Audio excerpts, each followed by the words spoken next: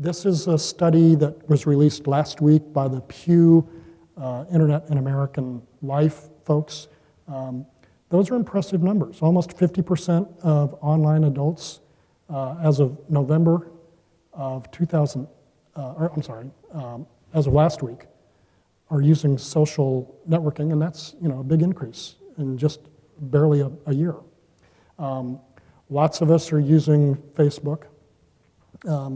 I came up with a new term for people of my generation, the baby boom, using Facebook, which is something that college kids started, and we jumped in to have fun with it.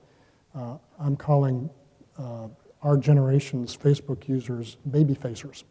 That same study really focused on the dramatic increase and the habits of younger users, but the Pew study also showed a pretty dramatic uptick in the number of adults online and familiar and comfortable with social media. Twitter is so hot, it's almost become uncool, but it's people blogging in 140 characters or less.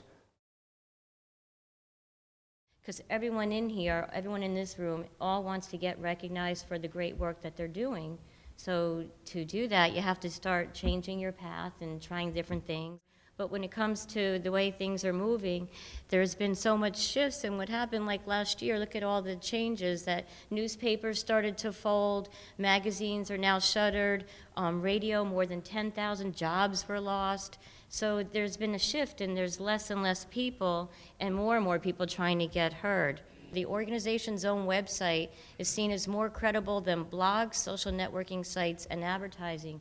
So although we have to use all these vehicles to help drive your message, they're still going to land and still come back to your website. This is also very powerful, all these social media tools to reach your legislators and to promote your public policy agenda. And here's this to leave you with, if you think it's hard to tweet in 140 characters. Ernest Hemingway had said, "For sale, baby shoes never worn," and that's a whole story, so you could do it. Overall, with our social media outreach, what we're trying to achieve is really an extension of, at a high level, what we're trying to achieve with all of our marketing. Where we've gone was from an observer to a creator, and where we're trying to get to is active participant. And I think, when I realized this, I was a little frustrated where I thought, we're still kind of in that creator area. We're posting content, generating content. We do get some interactivity, but we still need to make progress on more of the two-way communication, actively participating. And primarily these four accounts. We've got our Twitter and Facebook account for Gulf Coast Community Foundation. We had a handful of videos that we were posting on a video service called Vimeo, and more recently we've really dedicated ourselves to creating more video content, trying to share stories of organizations that we work with and the impact they're having in the community. Also some of the expertise that comes into our building, things that we want to find ways to let others who might not be there physically know about it. So we've really moved more toward video, and we're starting to migrate or move some of that stuff onto a YouTube channel as well, with maybe some more reach there. So I think I mentioned before, we had two staff members who were really owned our social media efforts. Myself, kind of in a oversight and some content creation and kind of content steering recommendation, and then another marketing person who was really focused on the day-to-day, managing these profiles, updating things, and continuing to do research as well, because we were learning as we went. We actually have a specific grant for community information from the Knight Foundation, and we started a digital public square, which is called yourpbc.org. Our main focus is community information and civic engagement. Now, a lot of you are probably saying, you know what, we don't have the benefit of a Knight grant, and we don't have the benefit of starting our own platform. And really what we're doing is we're using social media to determine the needs of the local public.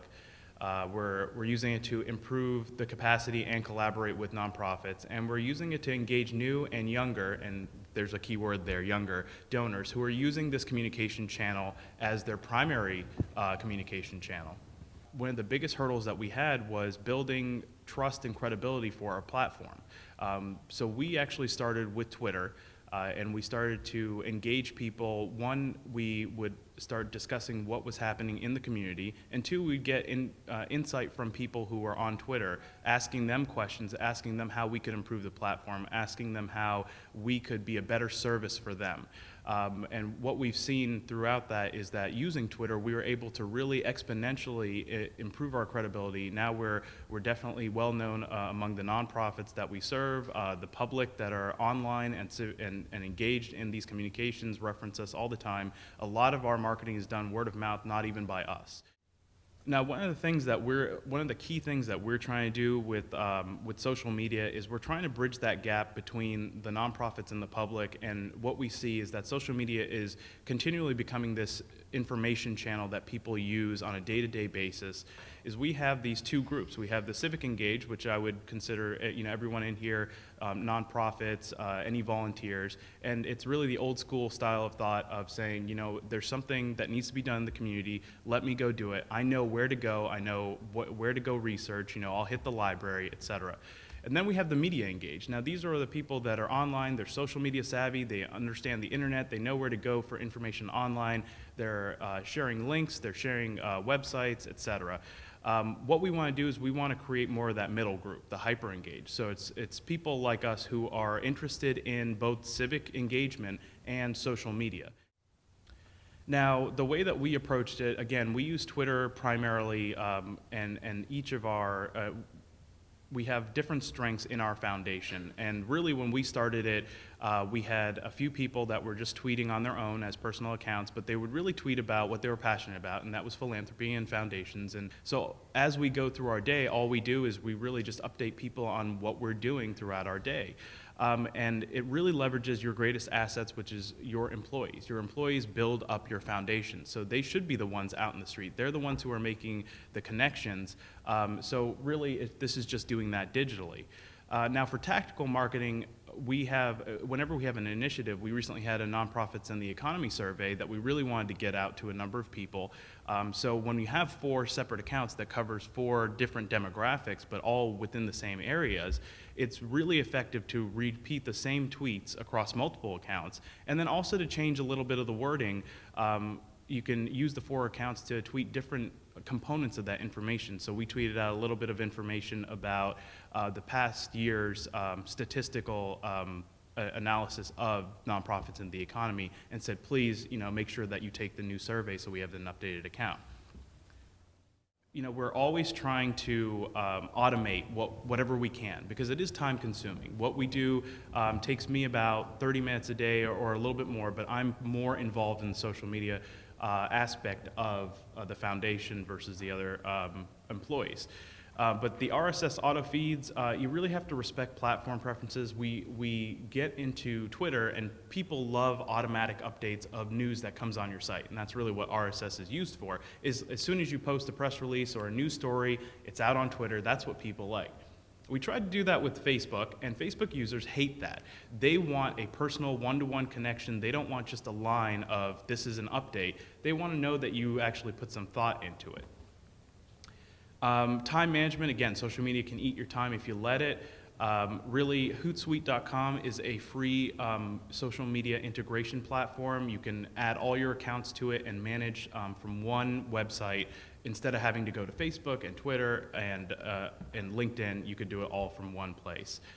And really limit yourself to allotting 10 to 20 minutes daily.